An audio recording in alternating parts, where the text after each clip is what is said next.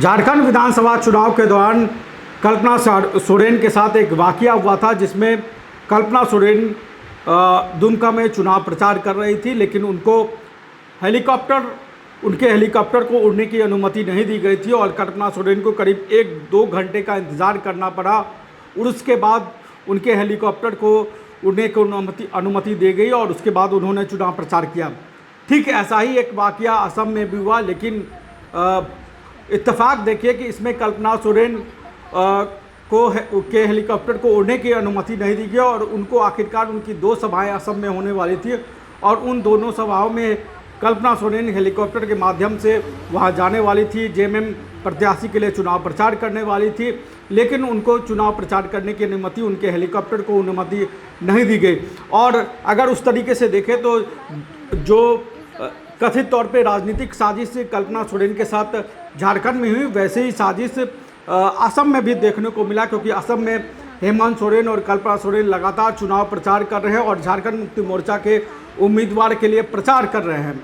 और माना यह जा रहा है कि इस चुनाव में हेमंत सोरेन और कल्पना सोरेन की जोड़ी असम के विधानसभा चुनाव में एक फैक्टर हो रही है और उनके पार्टी के उम्मीदवारों को बड़े निर्णायक वोट मिल सकते हैं। या उनकी पार्टी की तरफ से दावा भी यही किया जा रहा है कि कई सीटों पर वो बढ़त बनाए, कई सीटों पर वो मुकाबले में भी हैं। लेकिन इसी बीच कल्पना सोरेन को रविवार को कल्पना सोरेन की 2 सभाएं होने वाली थी।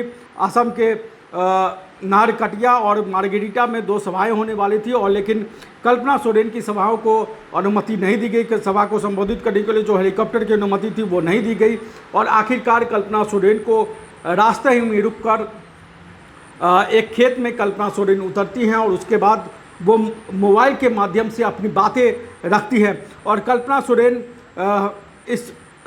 को जिस तरीके से उनके हेलीकॉप्टर को उड़ने की अनुमति नहीं दी गई, उसको लेकर कल्पना सोरेन ने अपना बयान जारी किया और कल्पना सोरेन ने कहा है कि नारकटिया और मार्गेरिटा विधानसभा चुनाव में पहुंचकर जेएमएम और जेबीपी समर्थकों को वहां की संघर्षशील जनता को संबोधित करने का कार्यक्रम था, लेकिन दुर्भाग्यवश प्रशासन द्वारा हेलीकॉप्टर की स्वीकृति नहीं दिए जाने के कारण मैं वहां प्रत्यक्ष रूप से नहीं पहुंच सकी।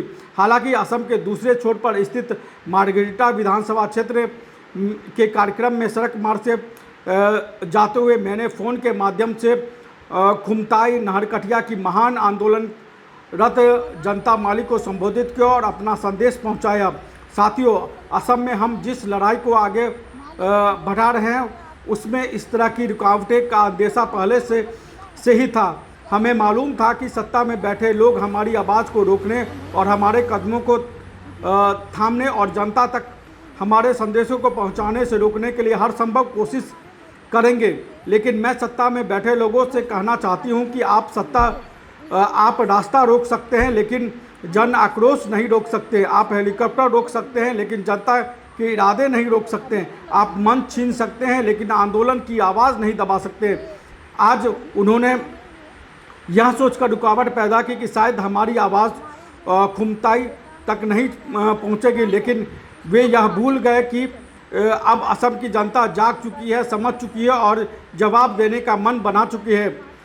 खुमताई नारकटिया की जनता, चाय बागानों की मेहनतकश जनता, आदिवासी समाज, अल्पसंख्यक समाज, नौजवान, माताएं, बहनें सब इस अन्याय का जवाब देंगे और यह जवाब भाषण से नहीं 9 तारीख को वोट से दिया जाएगा।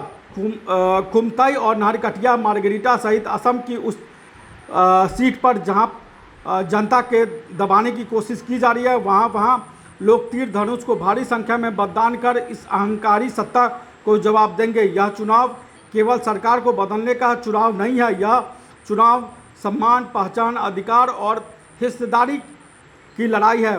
तो आइए हर घर से आवाज़ उठे। तीर धनुष हमारा अभिमान है, तीर धनुष हमारी पहचान है, तीर धनुष हमारे अधिकार की लड़ाई का निशान है। 9 तारीख को भारी संख्या में मतदान करें, तीर धनुष का बटन दबाएं और जनता की ताकत को एहसास कराएं। तीर धनुष जिंदाबाद, झारखंड मुक्ति मोर्चा जिंदाबाद और जनता मालिक जिंदाबाद। तो ये बातें कल्पना सोरेन करती है, उस वक्त करती हैं जब उनके सभाओं में हेलीकॉप्टर ले जाने की अनुमति नहीं दी जाती है और बड़ी वेदना के साथ कल्पना सोरेन ने अपनी बातें लिखी हैं और जनता तक अपनी बातें उन्होंने कहने की कोशिश की है। और कल्पना सोरेन इस माध्यम से दिखाना चाह रहे हैं कि किस तरीके से उनके साथ असम में चुनाव प्रचार के दौरान साजिश हो रही है। और हेमंत सोरेन ने इस बात को भी पहले कह दिया था कि जिस तरीके से उनको कहा गया था कि वह असम में चुनाव प्रचार करना बंद कर दे, तो जिस तरीके से असम के चुनाव में हेमंत सोरेन और कल्पना सोरेन का प्रभाव दिख रहा है, उससे कहीं ना कहीं ऐसा लग रहा है कि जो इनके विपक्ष में है वो इनकी आवाज़ को खामोश करने की अपने तौर पे कोशिश कर रहे हैं। ऐसा हेमंत सोरेन, कल्पना सोरेन का भी कहना है कि उनकी आवाज़ों को खामोश करने की कोशिश की जा रही है, लेकिन जनता 9 अप्रैल को वोट के माध्यम से जो है वो जवाब देगी। इस सभा में नहीं जाने, इन सभी सभाओं में नहीं जाने के बावजूद भी कल्पना सोरेन जो है वो मोबाइल फ़ोन हाथ में लेकर खेत में उतरती हैं और वहाँ की जनता को संबोधित करती है और बताती है कि कैसे आदिवासियों के सम्मान के लिए उनको ये लड़ाई लड़नी है। कल्पना सोरेन खेत में उतरकर जो असम की जनता को संबोधित करती हैं, असम के जनता तक जो संदेश पहुंचाना चाहती हैं, उस संदेश को आप सुनिए और कमेंट बॉक्स में अपनी राय जरूर दीजिए। नमस्कार, जोहार। लोग उस बगान में जो काम कर रहे हैं इतने वर्षों से, आप उसको कभी मालिक बन पाए हैं? मालिक तो दूर छोड़िए, क्या आपको उस जमीन में अपना मालिकाना हक मिला है? क्या वो जमीन आपके नाम पे हो सकती है? तो नहीं हो सकती, क्योंकि ये कभी चाहेंगे नहीं कि वो जमीन आपके नाम पे हो। ये हमारे माथे पे मजदूर लिखा के जो लाए थे अंग्रेज, उस जमाने से अंग्रेज का ही दूसरा रूप अभी सत्ता में बैठे हुए लोग हैं जो हमें अभी भी मजदूर बना करके रखना चाहते हैं। ये कभी नहीं चाहेंगे कि हमारा जो अस्तित्व है, हमारे जो सभ्यता है, जो हमारी परंपरा है, उसको हम आगे लेकर के चलें। यहाँ कितने सारे लोग आदिवासी समाज से हैं, मैं भी आदिवासी समाज से ही हूँ, मैं उड़ीसा से हूँ, मेरी शादी झारखंड में हुई और झारखंड में होकर के भी मैं आदिवासी रही, मैं अभी भी आदिवासी हूँ।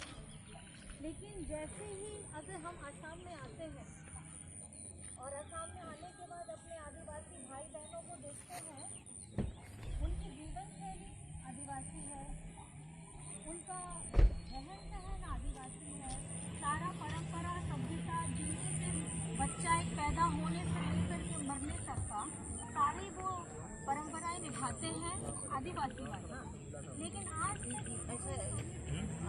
बायोम इंस्टीट्यूट नीट की तैयारी के लिए एक भरोसेमंद नाम। यहाँ अनुभवी फैकल्टी, स्मार्ट क्लासरूम और बेहतरीन टीचिंग मेथड से स्टूडेंट्स को मिलती है मजबूत तैयारी। यहाँ हर स्टूडेंट को मिलता है पर्सनल गाइडेंस और डाउट क्लियरिंग का पूरा सपोर्ट। नीट 2027 और 28 के लिए फेज 1 बैच 9 अप्रैल से शुरू हो रहा है। आज ही बायोम इंस्टीट्यूट से जुड़े और अपने डॉक्टर बनने के सपने को दे सही दिशा। बायोम इंस्टीट्यूट सिर्फ मेडिकल प्रिपरेशन का संस्थान। रॉयल इंडिया में आपका स्वागत है। भारत के सबसे विश्वसनीय सोलर मोटर पंप और MPPT कंट्रोलर निर्माता। रॉयल इंडिया का high performance movable trolley solar water pumping system प्रस्तुत है। बेहतर दक्षता के लिए डिजाइन किया गया और आसानी से ले जाने योग्य। सरकारी परियोजनाओं के लिए अनुमोदित देश भर के कॉन्ट्रैक्टर्स और एजेंसियों की पहली पसंद। MNRE द्वारा अनुमोदित, उल प्रमाणित, उद्योग मानकों के अनुरूप स्वदेशी उत्पाद। सार्थक ऊर्जा समाधान के लिए हमारे साथ साझेदारी करें। आज ही संपर्क करें